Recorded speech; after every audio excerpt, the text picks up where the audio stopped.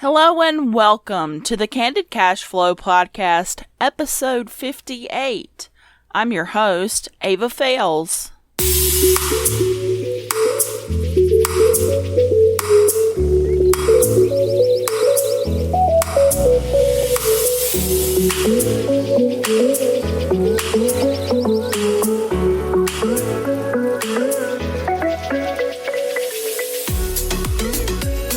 Greetings, Cashflow Nation, and we're back with another episode of the Candid Cashflow podcast, episode 58.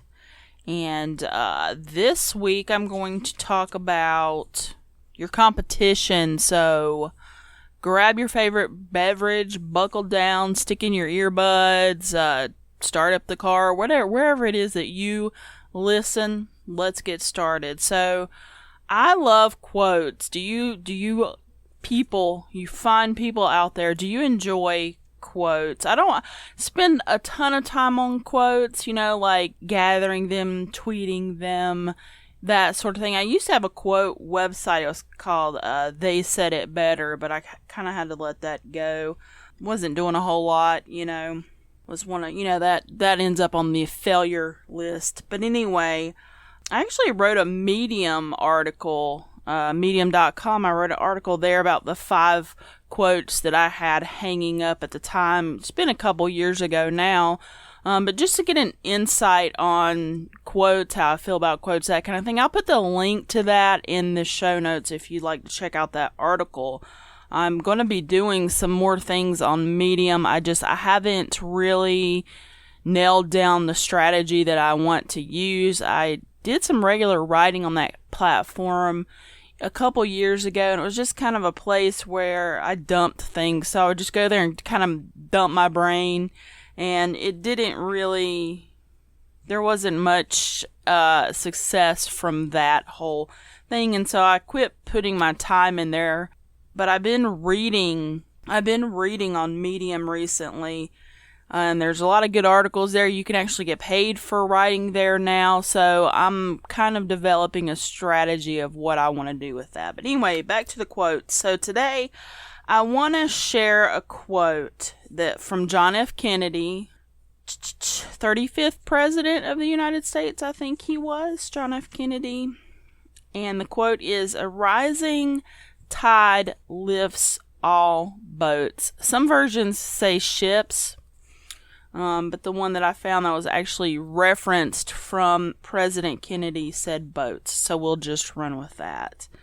Now, I hope you don't mind if I share the significance of this quote to me, kind of how I interpreted it. But I kind of related it to my competition. How much time do you spend researching your competition, kind of monitoring what they're doing online, trying to align what you're doing so that it outdoes whatever they're doing? How much time are you spending doing that? Are you focusing too much on your competition? I don't do a lot of reading, following, etc. of my competition, because what I've found in the long run is that it messes with my creativity.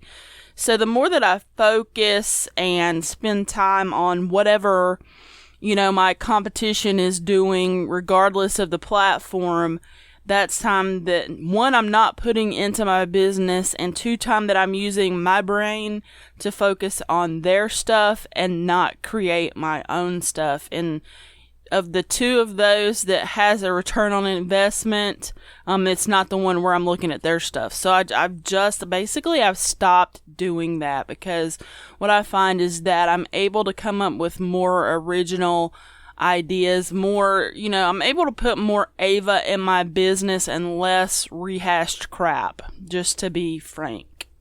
If your mind is flooded with other people's ideas, you have less room for your own ideas. Unless you're, like in a fashion niche or something like that, there's really no reason to cover the latest trends nonstop all the time. You can't know if someone else's idea is even legit until you try it. Except for mine, all of my ideas are legit. I'm just kidding. Know your surroundings. Know what's out there, who's creating in your lane. But don't spend a ton of time and focus there, because like I said, the more time that you spend in that area, the less time you're spending on your own stuff. So I have a story, and I hope you won't lose respect for me when I relay this story to you. But a few weeks ago, and I have to apologize up front to my email subscribers, because you're going to be hearing a lot of repeat stories and whatnot in the podcast, because actually the daily emails that I write are creating a ton of ideas for this podcast. So you're going to see some repeat stuff. I apologize in advance. I'll try to make it interesting. A few weeks ago, I was watching this show called Moonshiners. I think it comes on the History Channel. And it follows these dudes in Appalachia who make moonshine, basically. You know, I mean, it's not like your top of the line TV show, but you know, at least it's not like Honey Boo Boo or the Jersey Shore, you know. So if you've never seen it, it chronicles the journey of several mostly illegal and legal moonshiners that are spread through Appalachia. And one of these moonshiners had gone out, bought a few jars of moonshine from their competition to kind of size up what they were doing and see what was going on. Even though their own personal operation had the corner on the market in their area, like they had the most longevity. This was like a multi-generational moonshine making family. So they really kind of had the reputation to be okay in that area regardless of what other people were doing. And he went out and he bought it, and what he found was he thought these other people's moonshine was better. You know, he took it back and had his people that help him make his moonshine taste it, and they were going on and on about how good it was and how it was better than their stuff and all this stuff. What a waste of time. So you got the corner on the market in your area and the most longevity in that area, and you're worried about what the newcomer's doing with their moonshine because it tastes a little bit better. So what? A couple people have shown up, they're underselling you a little bit, and their product tastes really good. I don't think the bootleg booze market is going to crash anytime soon, and those other shiners, you know, they have a limited supply. It doesn't matter how good their stuff is. People don't buy moonshine because it tastes good. They buy moonshine because they want to get trashed. So, you know, these other people, like I said, their supply is limited. They don't have the reputation to back up their product. They're just kind of out there. Whereas, you know, you guys, you have, it's like, you know, a drug dealer, you know, with a list of contacts, and people are going to call you first. So the fact this dude was just out there doing that, you know, make a better product, work on always making a better product, and don't worry about what everybody else is doing. If you're selling your stuff, who cares? So if we revisit our quote for a second, so a rising tide lifts all boats. The market is the rising tide. You and your competition are all the boats. So if there's, you know, if there's a lift in the market, if the market's going up, if there's a, you know, a demand and you got the supply, you're going to be lifted right along with whoever else has a supply. It's a supply and demand situation. So you don't need to focus too much on your competition. Every minute that you spend on them and their stuff are the minutes that you're not putting into your own business. Sure, you can hone your strategy to an extent by doing that, by keeping up with your competition, but the return on investment, the ROI, is non-existent there. Not to mention, comparing yourself with other people will rob you of joy. That's another quote from Mark Twain.